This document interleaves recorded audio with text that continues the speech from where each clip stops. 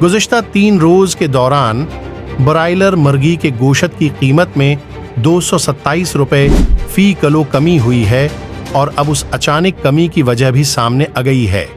24 news के मुताबिक फार्मी चूजे की अफगानिस्तान बरामद में कमी के बाद कीमत 210 रुपए से कम होकर 100 रुपए तक हो गई।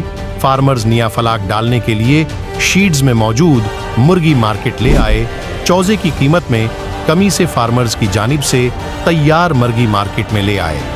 मार्केट में मुर्गी की रसद में इजाफे से कीमत में भी कमी आ गई। लाहौर में एक ही दिन में मुर्गी की कीमत में 77 रुपए कमी हो गई। ब्रायलर मुर्गी का सरकारी रेट 470 रुपए फी किलो जारी किया गया। जिंदा ब्रायलर मुर्गी का थोक रेट 312 रुपए जबकि परचून रेट 324 रुपए फी किलो जारी हुआ।